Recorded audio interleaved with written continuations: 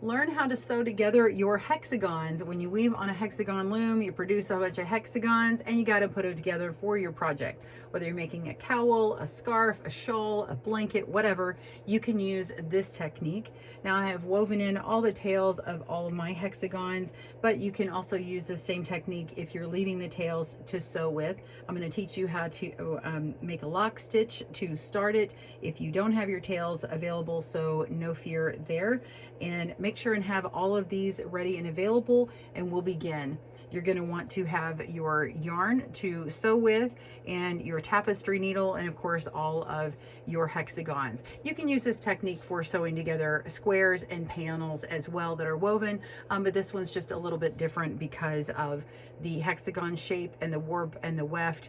All those loom weaving terms don't really apply because this hexagon is a little wonky in areas. Some ways it's rigid, in other ways it's a little wonky. So stay tuned and we will do this together today. Welcome to GoodKnit Kisses. We're all about helping you stitch your love and love your stitches. All right, so you've got all of your hexagons laid out how you want them. Be sure that you line up the grids so that it doesn't look like it's at a 45-degree angle.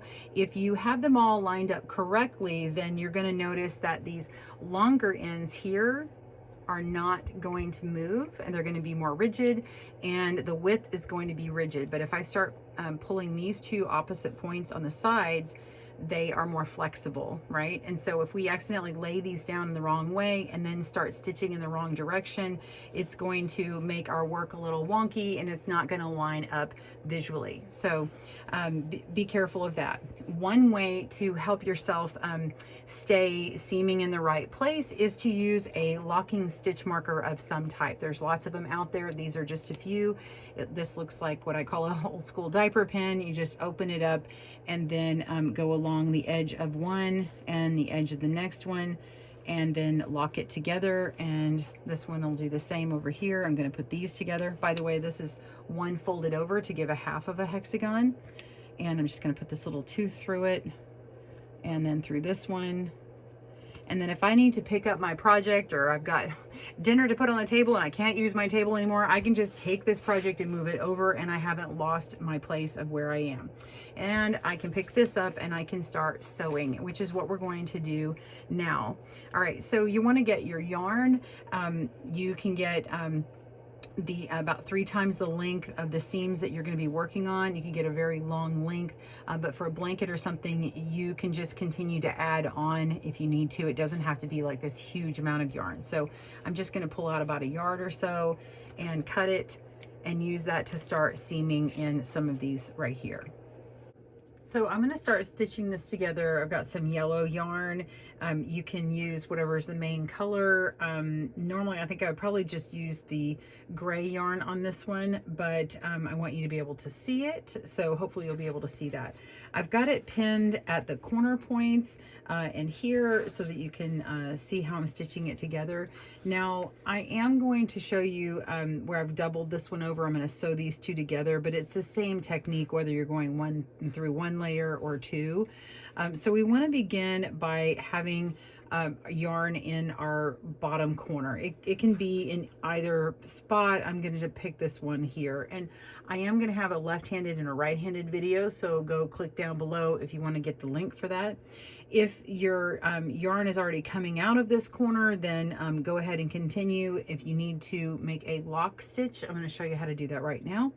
So you're just going to come up here and pick a spot in the corner. I'm just going to come up, okay, and then I'm going to go just leave a little tail. It can be even that short with the lock stitch. I'm going to leave it a little bit long, that's fine. And then I'm going to come down around what we call our warp, which is this vertical set of stitches. Now I did hold 2 strands together as one in here, so I have one of each of these color, and that's this vertical part is where I'm talking about. So I'm going to go around and down that part, and I'm not going to touch any other stitches. I'm just going to go down, okay, and that's one, okay, so it's this one right here. Okay, now I'm going to come up through where I came up the first time, and we're going to go around that stitch one more time. So around that part and down.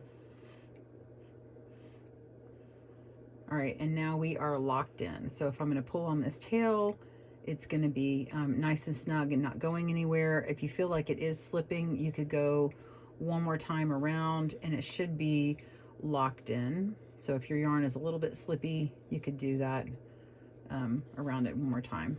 This is kind of an embroidery technique. Okay, so that's locked in there. And if you want to leave this one nice and long and weave it in a few times and then do another lock stitch at the end, you could totally do that. But what happens with the lock stitch is when you're totally done with everything and you wet block this, or wash it, lay it out, let it go to dry, what's going to happen is, or if you steam block or anything, the yarn will kind of fluff and puff around it and then settle down, and then you can actually cut your tail. You can cut it close up to it and it's going to stay locked in. Okay. All right, so we're going to ignore this tail now and go ahead and come up through the other side and pick a stitch along the corner, and we're going to come around the corner of this one, just the very outside stitch. Okay, we're coming up, and then I'm going to do this other corner here. So if yours is one layer, that's fine. I'm just going to find that very corner stitch, sort of makes that turn. All right, and then pull. All right, now we're going to come back over to our other side, and we're going to go around this vertical stitch that's along this edge here. Now, if you were working on the diagonal side, you're going to have to pick up every single one of these outside stitches. You're not going to have that warp that's got a vertical to it, or even the weft that's going this way. So you're going to have to pick up the edge stitches along. So on this vertical part of the hexagon, that's what I'm working with, that vertical part. So remember, on mine, I'm holding 2 strands as one, so I'm having to go around both colors. Just don't pick up these that are going in this direction. This is called the weft. The one that's going this direction are these two. We're not picking up those stitches. We're going in between.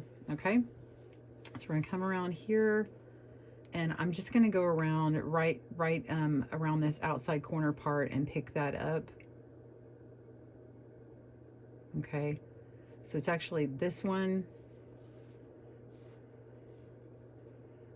and then I'm going to come over here and go around to line up, and I'm going to come through that side corner part again, really getting in that full corner piece, so that everything is lined up. I like to come around it a couple of times, and that also shores up my corners.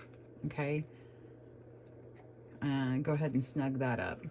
All right, now we're going to come over to this other side, and we're going to go up 1 stitch. So here's that weft stitch that goes this direction, and now we're just going to find the next vertical, which is that what we're called a warp.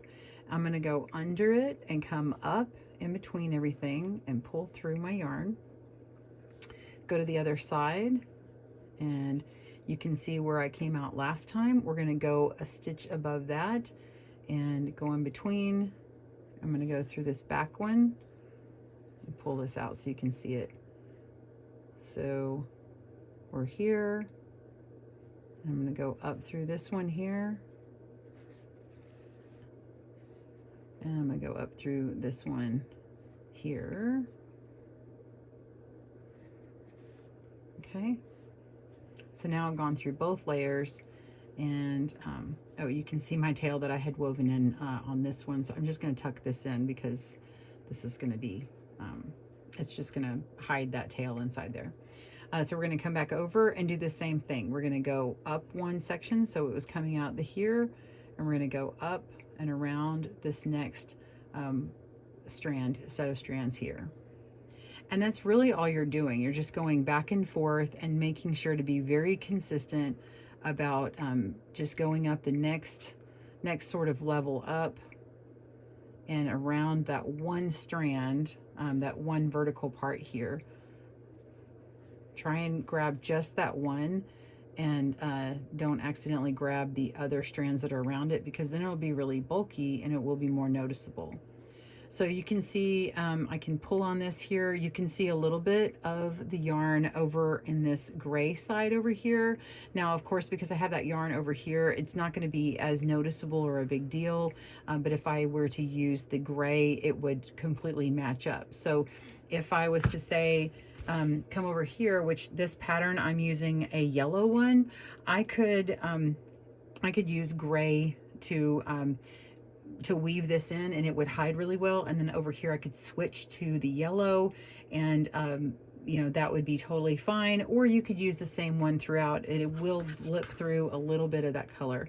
And to look at the back, it looks like this. So it's very similar on the back. Okay, so continue just going back and forth, remembering to, if you've got 2 strands, remember, go in between those and only go around that vertical part. This is on this side seam. So I'm going to come all the way up to the top and meet you at this corner, and then we will work on the diagonal side. All right, pause your video. I will see you there. All right, I have taken off my locking stitch marker to line up these corners. And before I move on, I want to say, if you need to tighten this up, you may need to, like, let's say this isn't tight enough, you can come down and kind of pull on that, and then pull on the other stitches, because if you start just pulling from this other end, it might not tighten up exactly how you want. You don't want it to get too tight and kind of mess up and have it too tight in some areas and not in the other. So anyway, you can come through and pull these individual stitches. Just be sure that you're not grabbing the other yarns. So let me do that real quick.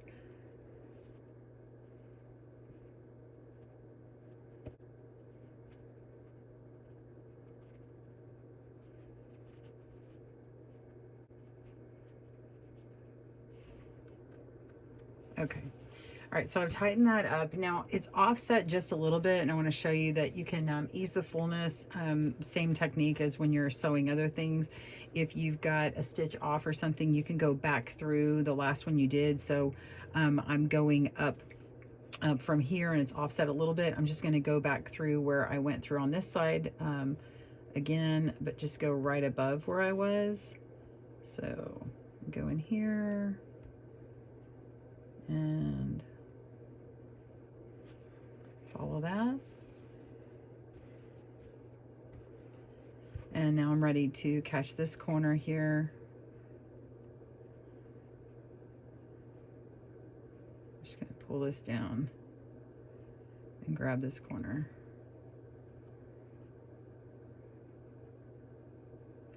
Okay, so I've got the whole thing, both strands of that, and then go through this corner here.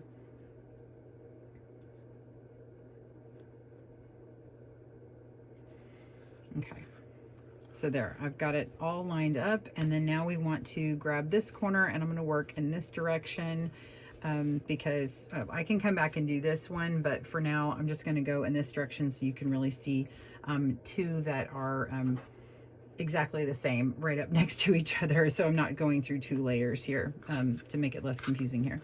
All right, so we're going to go through this corner on the opposite side, and I'm going to take this outermost loop, make sure I'm going through both strands,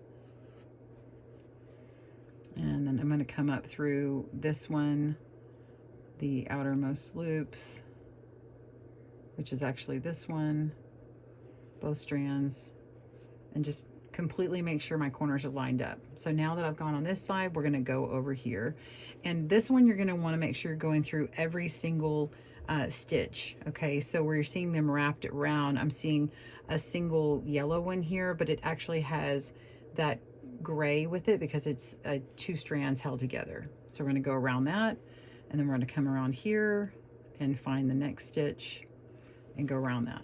So that one's pretty simple, but if you accidentally skip a set, it's going to be noticeable in your yarn that you're stitching with. So say like, say I used a contrasting yarn or red or something, it's really going to be noticeable.